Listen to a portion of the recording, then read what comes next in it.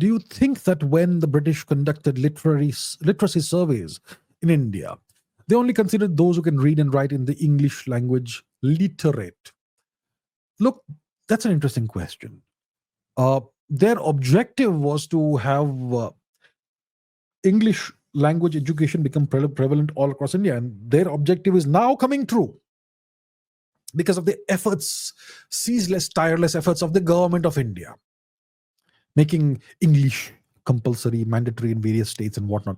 Incredibly short-sighted and regressive and counterproductive policies. But what can I say?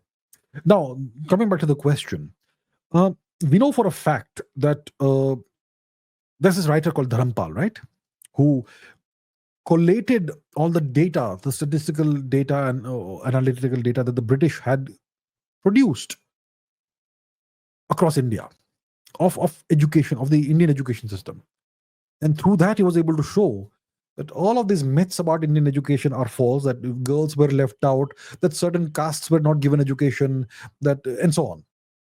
He discovered through the British data that there was education was prevalent all across India. In temples were the places where education actually happened at the grassroots level. Temples were centers of education. That's why we had temples all across India. Hundreds of thousands of temples all across India. Much of it is gone today. Wonderful. No, nice.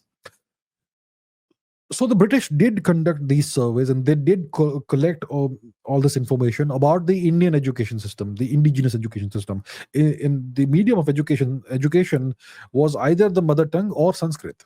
Especially at the higher levels, when you went to higher education, if you wanted that, then you would definitely have Sanskritism as a medium of education, especially for certain aspects of education. So at least in the 19th century, when they were doing these surveys, they did not consider people to be literate only if they could read and write in English. Right? So that's what I can tell you. Afterwards, I don't know what their attitude was, but their objective was certainly to anglicize India, to deracinate India. And they, to a large extent, failed at that. But today, they are succeeding. That project is still in motion in India today. Because you're not literate unless you speak good English with a certain accent, right? If you speak with a Desi accent, you are not literate. You are very backward. And that's how it is.